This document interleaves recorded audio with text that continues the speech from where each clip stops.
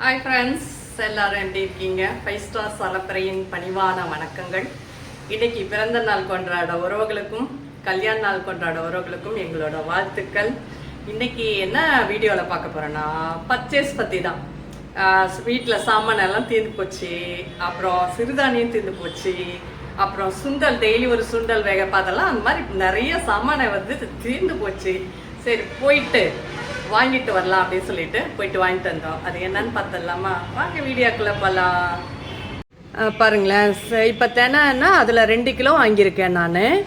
அடுத்தது சாமானில் 2 கிலோ வாங்கியிருக்கேன் நான். அடுத்தது வரகு இருக்கு இல்லைங்களா, அதில் ஒரு 2 கிலோ. பனி வரகு இருக்கு இல்லையா, அதில் ஒரு 2 கிலோ வாங்கியாச்சு. அடுத்தது குதிரைவாளி, அதில் ஒரு 2 கிலோ வாங்கியாச்சு. ஏன் எல்லாத்துலேயும் 2 கிலோ வாங்கியிருக்கோம் அப்படின்னா, இது இட்லி அரிசிக்கு, அடுத்தது வெண்பொங்கலுக்கு, பருப்பு சாதத்துக்கு, அடுத்து தயிர் சாதத்துக்கு, எல்லாத்துக்குமே நான் செய்கிறனால கண்டிப்பாக 2 கிலோ எல்லாத்துலேயுமே கலந்து எடுத்து வச்சுக்கோன்னு வச்சுக்கோங்களேன். அடுத்தது எப்பயும் போல் உங்களுக்கு டீ தூள் வாங்கிட்டேன் நான். அப்புறம் மிளகு கிடச்சிதுங்க. மிளகு மலையிலேருந்து டைரெக்டாக அவங்ககிட்டேருந்தே 1 கிலோ வாங்கிட்டேன். மிளகு யூஸ்ஃபுல்லாக இருக்கும் அப்படின்னு சொல்லிட்டு. அடுத்தது பாசிப்பருப்பு, வெண்பொங்கல் செய்வேன் இல்லைங்களா, அதுக்கு பாசிப்பருப்பு மெயினாக தேவை, அதனால் அது வாங்கிட்டேன் நான். அடுத்து இது இட்லி அரிசிக்கு நமக்கு உளுந்து வேணும், கண்டிப்பாக உளுந்து வேணும், அதனால் உளுந்து வாங்கிட்டேன். அடுத்தது பார்த்திங்கன்னா பொட்டுக்கடலை. அடுத்தது இதை நாங்கள் என்ன சொல்லுவோன்னா, எங்கள் பேச்சில் கிதக்கு ரவை அப்படின்னு சொல்லுவோம். பட் இது கோதுமை ரவை தான், ஆனால் இது ஒரு டிஃப்ரெண்ட்டு. பாருங்கள் இதிலே பாருங்கள், கோதுமை ரவை இன்னொன்று இருக்கும். இதை நான் பாதி இன்னைக்கு காலையில் உப்புமா செஞ்சுட்டேன் நான். இதுவும் கோதுமை ரவை தான், இதுவும் கோதுமை ரவை தான், ஆனால் இதுக்கு நாங்கள் கிதக்கு ரவை அப்படின்னு சொல்லுவோம். மாற்றி மாற்றி செய்வேன்னு வச்சுக்கோங்களேன். அதனால் கோதுமை ரவை இதில் ஒரு வெரைட்டி, அதில் ஒரு வெரைட்டி வாங்கிட்டேன் நான்.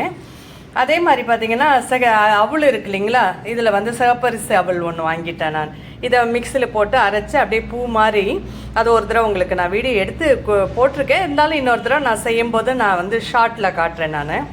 அதே மாதிரி அவசரத்துக்கு வெள்ளை அவள் வேணும்னா அது ஒரு வெள்ளை அவள் வாங்கிட்டேன் நான். அப்புறம் டெய்லி பாதாம் 5 ஆளுக்கு 5 ஊற வைக்கிறனால 2 பாக்கெட் வாங்கிட்டேன். அப்புறம் சேலட் சாப்பிட்ற பழக்கம் இருக்குது இல்லைங்களா, ஒரு 11 மணிக்கு சேலட், அதை ஒரு தடவை உங்களுக்கு நான் வீடியோவில் காட்டுறேன் நான். பாசிப்பயிர்ப்பு முளப்பு கட்டினது எல்லாமே. அதுக்கு இந்த திராட்சையும் இது தண்ணியில் ஊற போட்டு சாப்பிட்றதுக்கு.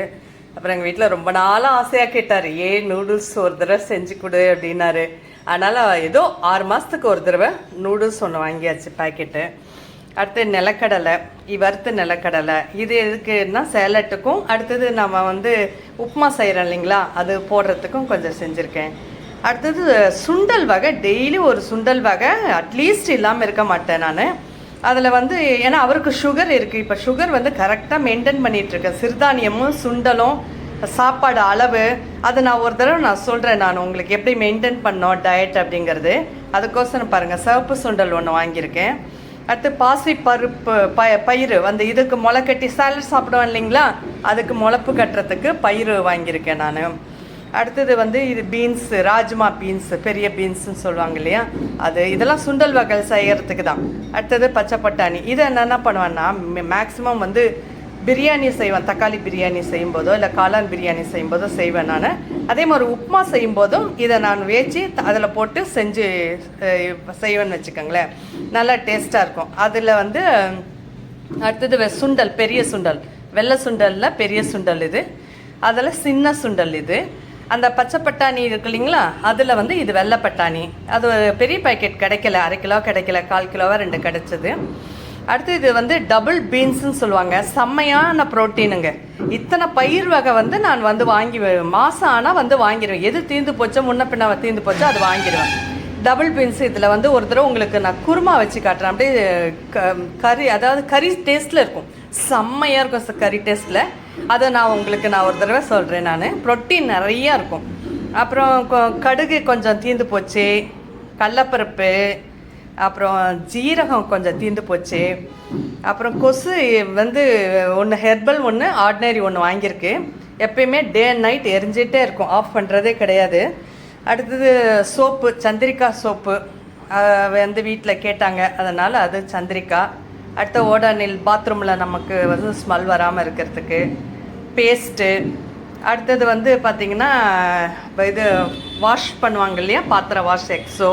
அது இல்லாமல் டாய்லெட் அந்த வாஷ் பேஷனில் போடுவாங்க இல்லையா, அந்த இது வாங்கியிருக்கேன் நான்.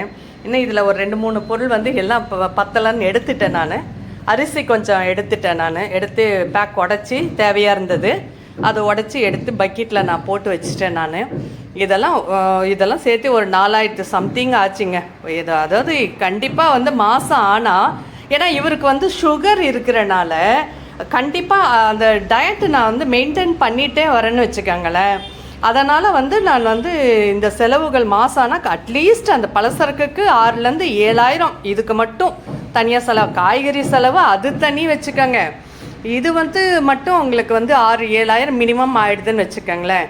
அதனால் அதே மாதிரி 11 மணிக்கு கஞ்சி ஒன்று நான் வந்து காய்ச்சி குடிப்பேன். நானும் அந்த டயட்டில் இருக்கனால அதுவும் உங்களுக்கு நான் என்னன்னு சொல்கிறேன் நான் அது உங்களுக்கு. ஸோ இந்த மாதிரி போய் திங்ஸ் வாங்கிட்டு வந்தோம். நீங்களும் போயிட்டு வந்தீங்கன்னா எங்களுக்கு கமெண்ட் பண்ணுங்கள். தேங்க்யூ.